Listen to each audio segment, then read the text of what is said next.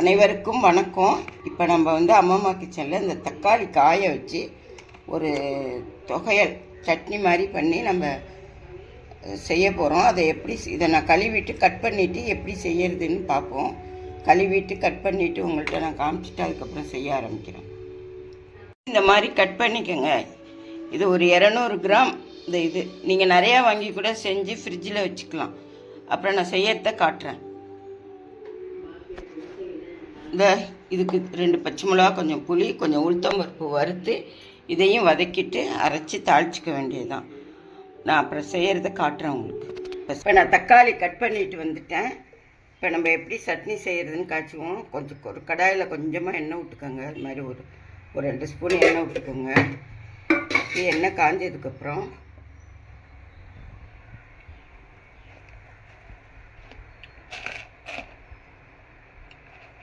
இந்த மாதிரி ஸ்பூனால் இந்த தக்காளிக்கு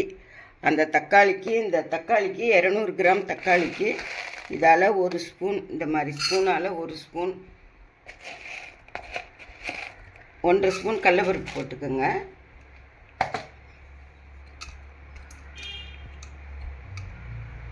இது நம்ம வறுத்துக்குவோம்.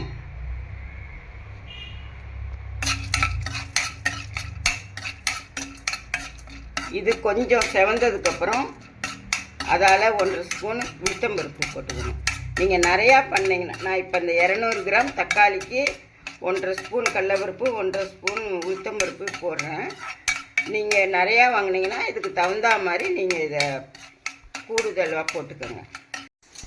இந்த பாருங்கள், கொஞ்சோண்டு தனியா, இந்த பாருங்கள், அந்த 200 கிராம் தக்காளிக்கு சும்மா ஒரு வாசனைக்காக தனியாக போட்டுக்கிட்டு இப்போ நம்ம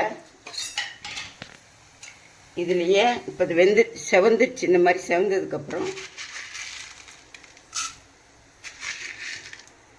1.5 ஸ்பூன், இந்த மாதிரி ஸ்பூனால் 1.5 ஸ்பூன் போட்டிருக்கேன் உளுத்தம்பருப்பு. இது ரெண்டையும் சேர்த்து நல்லா வறுத்துக்கலாம்.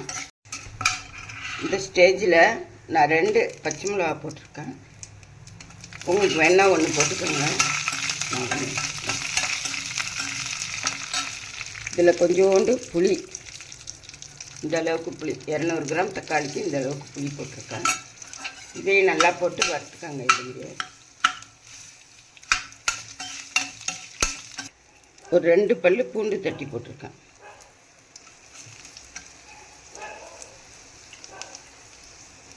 ஒரு பெரிய பல்லாம் ஒரு 3 பல்லு பூண்டு தட்டி போட்டுக்கோங்க. இதையும் நல்லா ரோஸ்டடாக வச்சுக்கலாம். கொஞ்சமாக இஞ்சி, ஒரு பிஞ்சு இஞ்சி,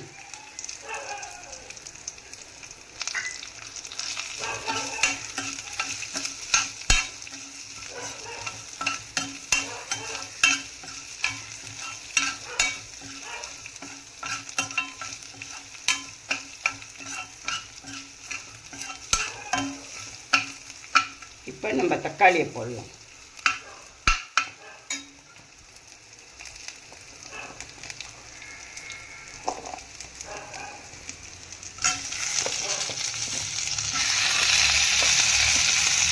தக்காளி காய் சட்னி நல்லாயிருக்கும். நீங்கள் இதை வதக்கி நல்லா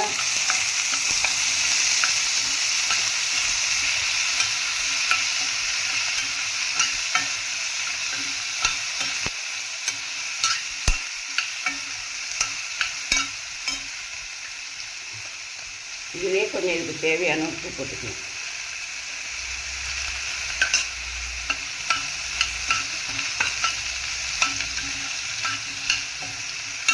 இல்லை,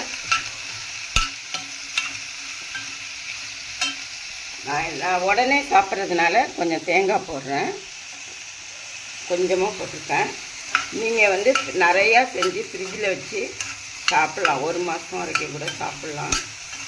அதுக்கு நீங்கள் தேங்காய் சேர்த்துக்க வேண்டாம். இப்போ நான் இதில் தேங்காய் சேர்த்துருக்கேன்.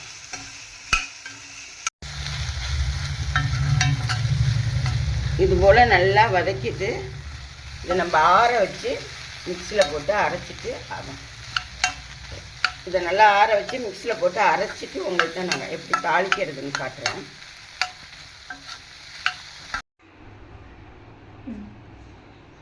நம்ம வறுத்ததெல்லாம் வதக்கினதெல்லாம் ஆற வச்சு மிக்சியில் போட்டிருக்கேன். இதை நம்ம அரைச்சிட்டு கெட்டியாக அரைச்சி எடுக்கணும். தண்ணியாலாம் அரைக்கக்கூடாது. கெட்டியாக அரைச்சி எடுத்து நம்ம தாளிக்கிறத காட்டுறேன். இது போல் நம்ம அரைச்சிக்கணும்.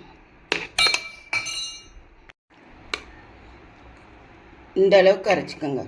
ரொம்ப நைஸாக அரைக்காமல் இந்த கொஞ்சம் இப்படி இந்த அளவுக்கு அரைச்சிக்கோங்க. அப்போ தான் நம்ம சாப்பிட்றப்ப நல்லாயிருக்கும். இப்போ நம்ம அரைச்சிட்டிங்கன்னா வளவளன்னு நல்லா இருக்காது. இந்த அளவுக்கு மிக்சியில் போட்டு நான் கொஞ்சம் தண்ணி சேர்த்து தான் அரைச்சிருக்கேன். இந்த அளவுக்கு அரைச்சிக்கிட்டு நம்ம இப்போ இதை தாளிச்சிக்கலாம்.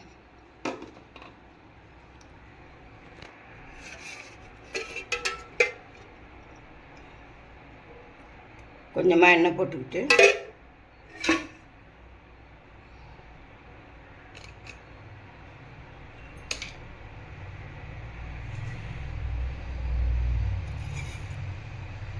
கொஞ்சமாக கடுகு போட்டுக்கோங்க.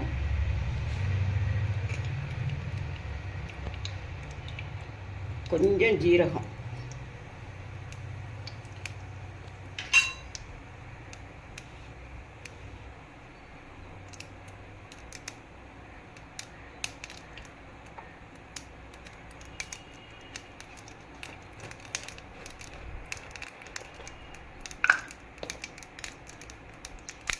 கடுகு வெடிக்க ஆரம்பித்ததுக்கப்புறம் கொஞ்சோண்டு பெருங்காயம் போட்டுக்கோங்க. ஒரு வாசனைக்காக.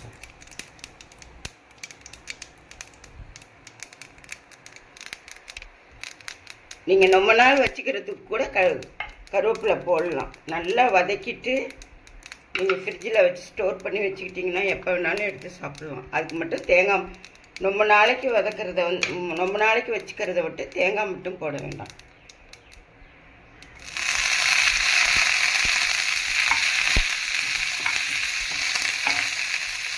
இதில் சேர்க்குறேன்.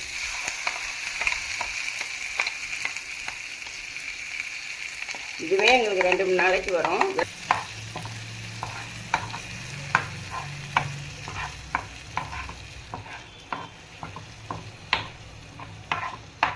சிம்லி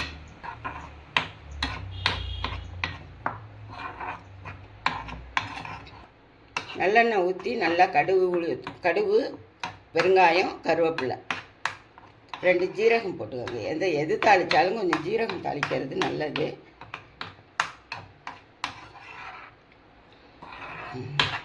ஓகே, இதை ஆறுன வச்சு நம்ம சாப்பிட்டு மீதி இருந்தால் ஃப்ரிட்ஜில் வச்சு யூஸ் பண்ணிக்கலாம். ஒன்றுமே கெட்டு போகாது. புளி சேர்த்துருக்கிறதுனால கெட்டு போகாது.